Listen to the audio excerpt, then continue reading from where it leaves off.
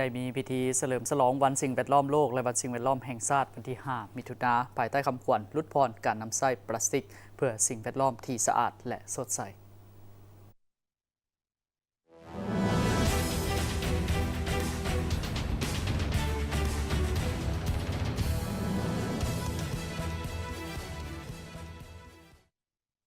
การเฉลิมฉลองวันสิ่งแวดล้อมโลกครบรอบ52 ปีและวันสิ่งแวดล้อมแห่งชาติครบรอบ26 ปีซึ่งได้จัดขึ้น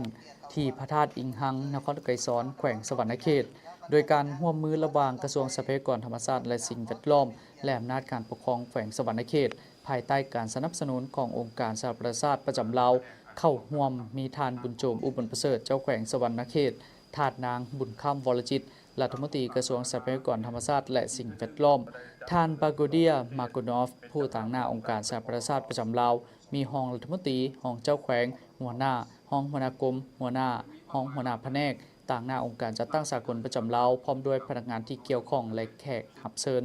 กิจกรรมในครั้งนี้เป็นการกระตุกสุขยู่และสร้างที่สำนึกให้สังคมได้รับรู้เข้าใจ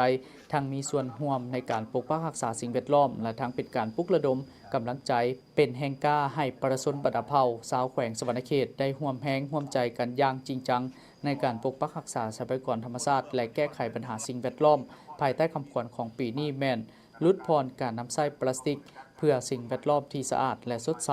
โดยเน้นใส่การลดพรพลาสติกซึ่งมันแสดงถึงปัญหาขี้เหงื่อพลาสติกเป็นภัยคมคูต่อสิ่งแวดล้อมมนุษย์เฮาก็คือโลกเฮานับมือนับเพิ่มขึ้นที่ต้องได้เล็งให้แก้ไขโดยไวสำหรับอยู่ลาวเฮาขี้เหงื่อพลาสติกที่พบเห็นหลายที่สุดแม่นพลาสติกที่ใส่เทื่อเดียวแล้วทิ่มซึ่งกวมเอาตุกน้ำพลาสติกและฝาของมันเกือบ50 ส่วนห้อยทิ่มในสภาพแวดล้อมทั่วไป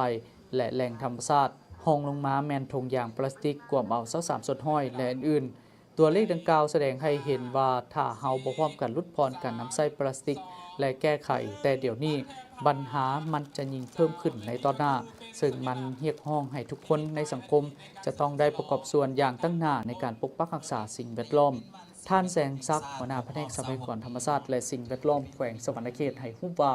การจะตั้งปฏิบัติสิ่งแวดล้อมทั้งแขวงก็คือแผนกทรัพยากรน้ำและสิ่งแวดล้อมได้ปลุกระดมและปลูกจิตสำนึกให้ทุกคนในสังคมมีส่วนร่วมและรู้ได้ความหมายความสำคัญการรักษาสิ่งแวดล้อมซึ่งแข้งของพวกเขาเป็นแข้งที่ได้โชคดีที่ได้รับมอบหมายจากกระทรวงก็คือทางรัฐบาลได้มอบให้พวกเขาเป็นเจ้าภาพจัดในครั้งทมิตรในบรรดาแข้งทั่วประเทศเห็นว่าเอาเพิ่นเลยถือเอาแข้งสวรรณเขตเป็นแข้งทมิตรที่จัดเฉลิมฉลองอย่างยิ่งใหญ่ในวันครบรอบดังกล่าวนี้จากสั้นเห็นว่างานดังกล่าวพวกเขาก็ได้มีหลายกิจกรรมโดยเฉพาะแม่นปฏิวัติตัวคำขวัญปราศจากพลาสติกเฮ็ดให้ปลอดสารพิษและเฮ็ดให้มีสดใสเนาะและปลูกต้นไม้ในหันกระเล็งใส่ปลูกต้นดอกจำปาเป็นอนุรักษ์แก่ศาสตร์ของพวกเฮาเนาะปลูกต้นจำปาและนอกจากหันก็ยังมีต้นไม้ประดับหลายๆต้นเนาะเช่นไม้ดูไม้โยงไม้แค้นไม้ยังต่างๆอยู่ตามขอบเขตในตัวนี้ประมาณอยู่400 กว่าเบี้ยเนาะ400 กว่าเบี้ยจากสั่นแลทางอำนาจการปกครองแขวงของพวกเฮาก็ได้แม่นได้พร้อมกันสีน้ำและซุ้มใส่ในการจะตั้งปฏิบัติอย่างเอาจริงเอาจังเรื่องความเอาใจใส่เชิญชวนบรรดาพ่อแม่ไอ้น้องทุกคนในศาสตร์ก็คือในแขวงของพวกเฮาจงพร้อมกันรักษาสิ่งแวดล้อมให้เป็นมิตรกับคนเฮาในการดำรงชีวิตให้มีแนวคิดสดใสและพวกเฮาก็ได้เฮ็ดการปลุกระดมจิตสำนึกโดยเฉพาะแม่นไ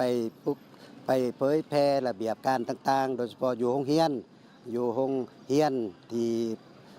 น้องน้อยนักเรียนและพ่อแม่ประชาชนและบรรดาพนักงานทหารตำรวจได้ลงไปเคลื่อนไหวเผยแพร่บรรดาเอกสารต่างๆที่ติดพันเพื่อให้หลายคนมีส่วนร่วมเข้าใจ